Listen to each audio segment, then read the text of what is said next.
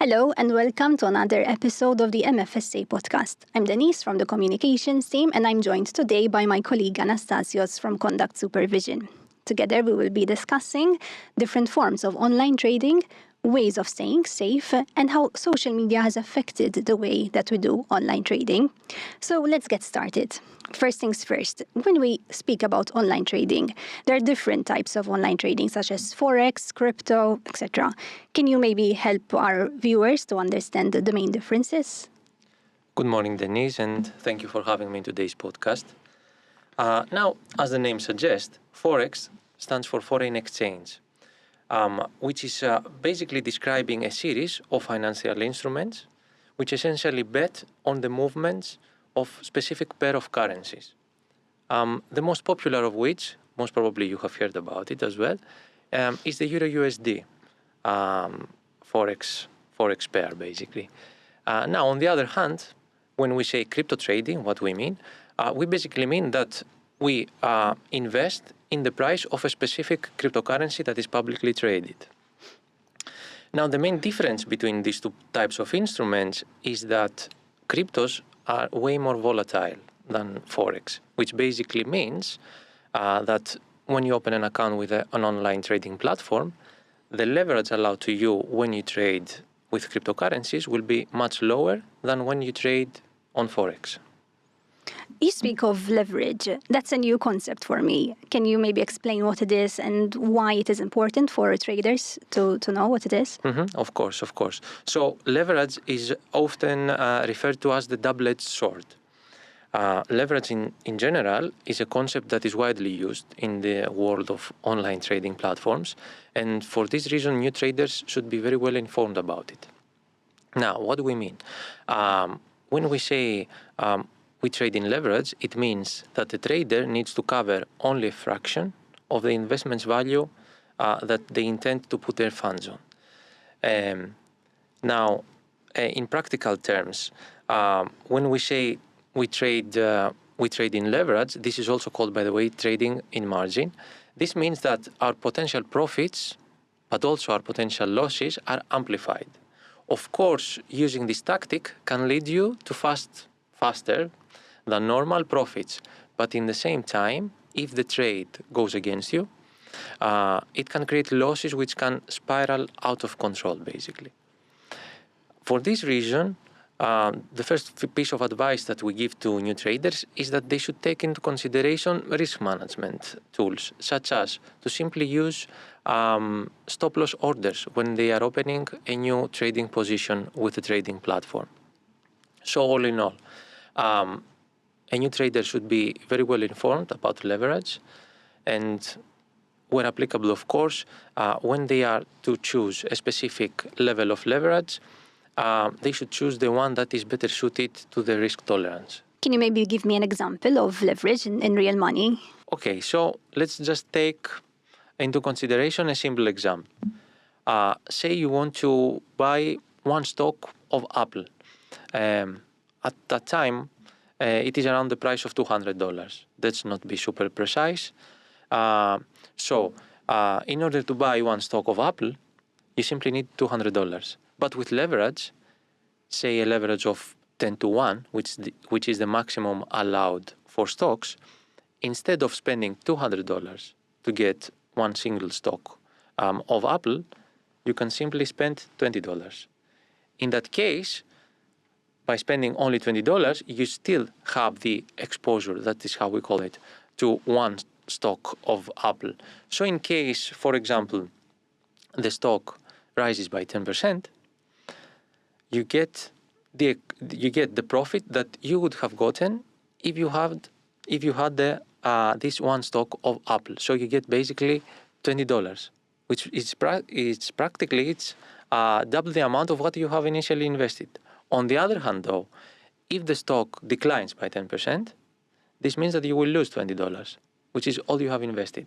So that is how leverage works, basically. Social media, it has influenced a lot of aspects in our life, including online trading. How has it influenced it, and how do we stay safe in this environment? Of course, yes. Here in the MFSA, we are fully aware that the social media have significantly impacted the popularity of the online trading platforms. Another thing that is also true is that many people out there, they get informed about online trading platforms through ads, which basically pop up on the screens of their phones, basically. For this reason, we need to be cautious and watch out for any red flags. Now, if we can give a piece of advice in these cases, is that a consumer should never rely solely on what they see on a specific advert. Always do some research, go to the company's website and seek for further information about this particular product or this particular trading platform. Now, ideally, one should never trade with online trading platforms that they've never heard about before. We should basically invest our monies with providers that we really trust them. Now, one way to avoid this, of course, is to open an account with basically a provider that has been authorized by a reputable authority, such as the MFSA, of course. But then you might ask me, how can I know if they are authorized? The simplest way to do that is to go at the website of the service provider, and at the bottom of the main page of the service provider, you will find all the necessary regulatory disclosures. We call them, sorry, I have to use some terminology. Over there, you will see the full name of the company. You will see under which jurisdiction they have been authorized and what type of services they are also licensed to offer to all of us. Now, if you are unsure about the validity of this information, you can always cross-check what you have in front of you against the Financial Services Register section of the MFSA's website. What are the most important factors to consider when choosing an online trading platform? Now, of course, when one thinks of trading platforms, the first thing that comes to their head is, like we said before, the stocks of Apple or the Euro-USD pair. So it's all about the financial instruments at the end of the day. Now, this doesn't mean that every one of us has to trade all of them. So you as a new investor, for example, you have to find the type of instruments that you prefer investing in. And now the thing is that not all the trading platforms are focused for all types of instruments. There are trading platforms which are focused on Forex trading, or there are platforms which are focused on crypto trading, or even on equities only. So see what type of instruments you are mainly interested in, and then find the trading platform that is better suited to your investment preferences.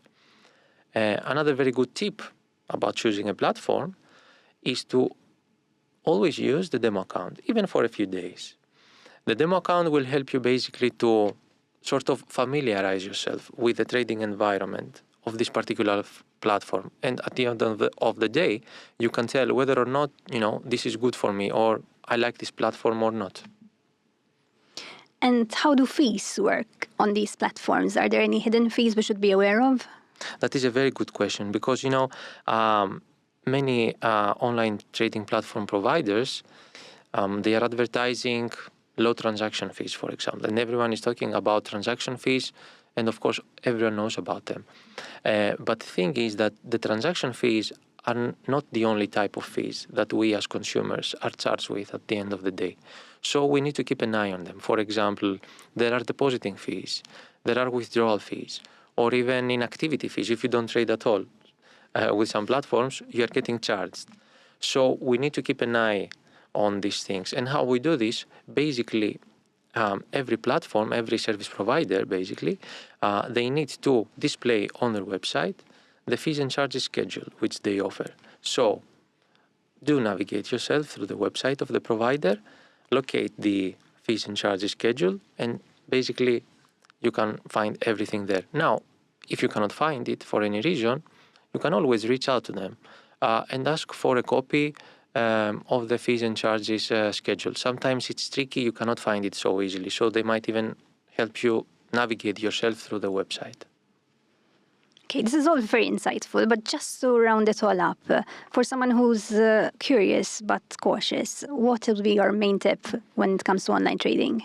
Okay, now I think we kind of need to wrap up all the information together that we collected today. So, first of all, we need to identify a platform that is better suited to our investment preferences, like we said before. See what type of instruments you are mainly interested in, and on this basis, choose a platform that really suits your needs, basically.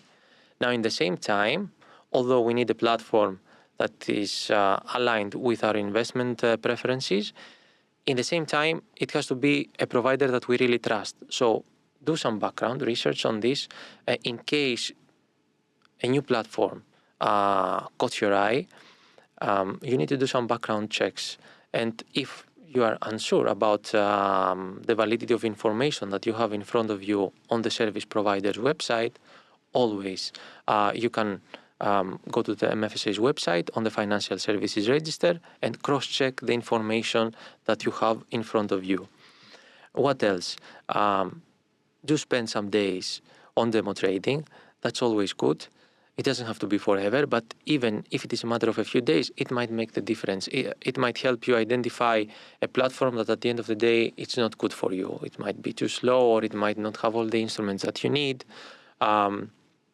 etc., etc. So it's good to use the demo account.